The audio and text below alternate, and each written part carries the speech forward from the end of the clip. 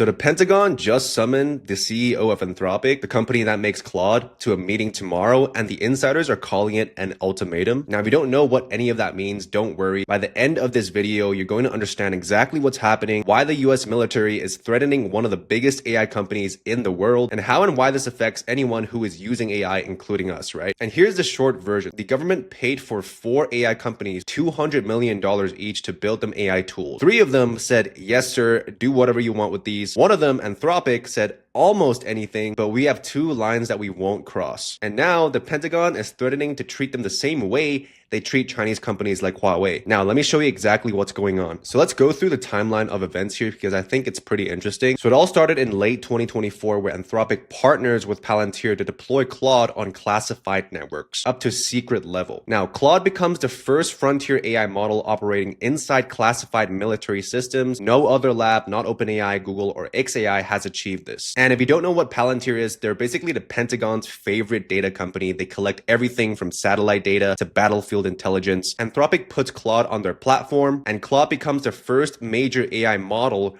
running inside classified military systems. Not OpenAI, not Google. Now in July 2025, 6 months later, the Pentagon signs all 4 AI companies, Anthropic, OpenAI, Google, and XAI, to contracts worth up to $200 million each. At this point, everyone's pretty happy. The contracts were signed without a lot of specificity, and now the Pentagon's own undersecretary admitted that. They basically said, here's the money, we'll figure out the details later, but that later is now. Now this year on January 3rd, 2026, the US Special Operations Forces raid Venezuela, capture President Maduro, and the Wall Street Journal and Axios reports that Claude was used during that operation through Palantir's systems. We don't know exactly how, probably data analysis, intelligence processing, pattern recognition, but Claude was in the mix. And this is where the relationship cracks, right? Now, from January to February of this year, an Anthropic executive contacts Palantir asking whether Claude was used in the Maduro raid. Just that question, not a complaint, not a demand, a question, then gets reported to the Pentagon, and the Pentagon interprets it as Anthropic disapproving of how Claude was used. And from that moment on, the relationship starts falling apart. Meanwhile, around the same time, Defense Secretary Hegseth releases a new AI strategy. And this is the document that changes everything. It says all AI contracts must eliminate company-specific guardrails within 180 days. The language is 3 words.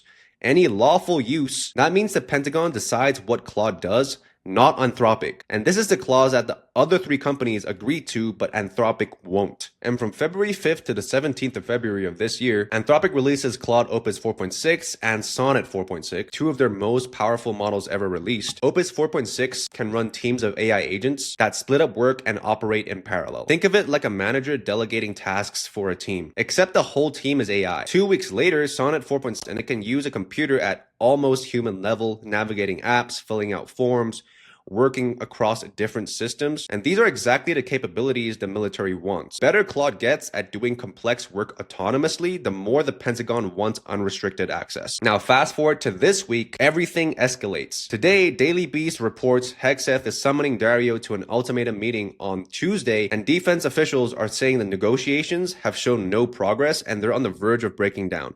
One official said, the problem with Dario is, with him, it's ideological. We know who we're dealing with. That's the Pentagon saying this isn't a business negotiation anymore. They think this is personal. So let's take a look at the standoff, who wants what, and what each side actually wants.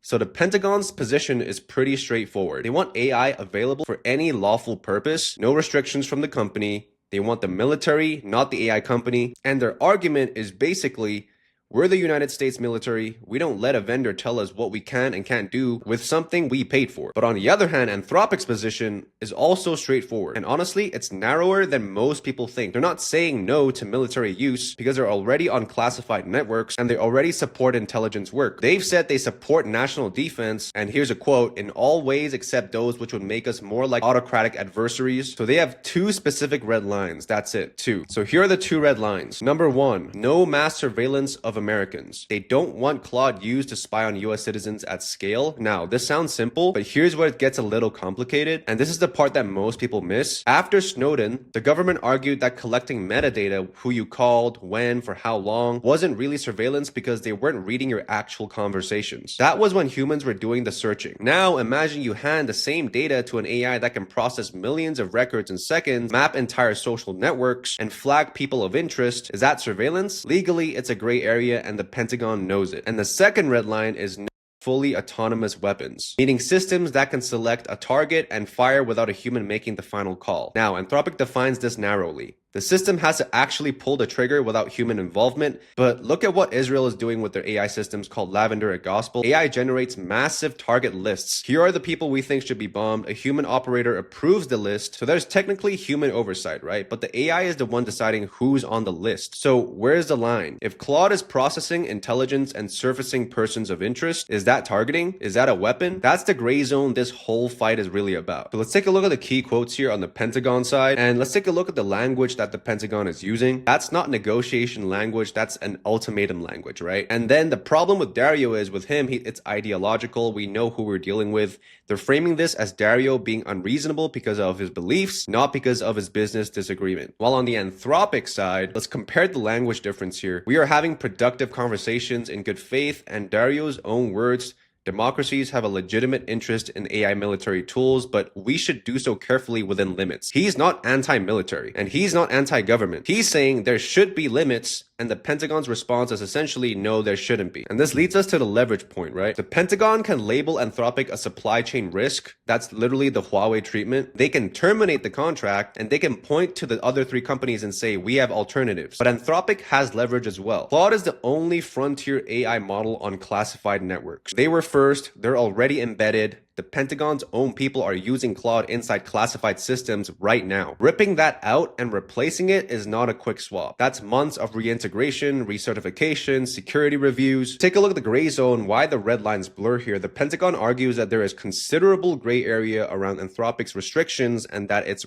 unworkable to negotiate individual use cases. And after the Snowden revelations, the US government defended bulk collection of phone metadata, who called whom, when, for how long, arguing it didn't carry the same privacy protections as content. And if we take a look at the AI landscape here, Anthropic is pretty much the most embedded with the military and the most resistant to giving up control. The other labs agreed to looser terms, but none of them are actually running on classified networks yet. So here's what can happen next, right? There are three scenarios. Scenario A is Anthropic bends, so Anthropic removes guardrails, keeps the $200 million contract and classified network access. Safety first brand erodes and usage policies may shift for all Claude users. Scenario B, which is the full break scenario, Anthropic holds firm, loses a contract and potentially faces supply chain risk label, keeps their identity but takes massive revenue and reputational hit in the defense sector. Or scenario C, where they compromise, they negotiate narrower language, Anthropic accepts more use cases but preserve core red lines with clearer definitions,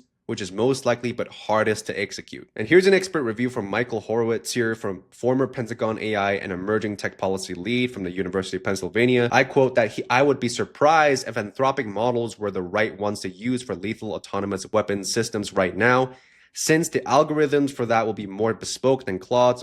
My sense is that Anthropic wants to increase the depth and scope of the work with the Pentagon. This sounds like a dispute more over theoretical possibilities than real-world use cases on the table. And why does this matter for Claude users? If you build on Claude through an API or Claude AI or Claude Code or autonomous agents like OpenClaw, this standoff directly affects everyday people just like you and me. The company that controls the model controls the rules. So if Anthropic bends, the safety first era ends, the usage policies may loosen across the board. If Anthropic breaks, Claude stays principled but loses its most powerful customer. Revenue pressure could affect investment in model developing and API pricing. Either way, the platform risk is real, right? The policy decisions made in the Pentagon conference rooms ripple through API terms of service, model behavior, and what Claude will and won't do. And after reading a few comments on X and Twitter, I've kind of summarized them here a little bit. Some people are pro-Anthropic, saying not wanting your AI to be used to kill people is not an unreasonable proposition.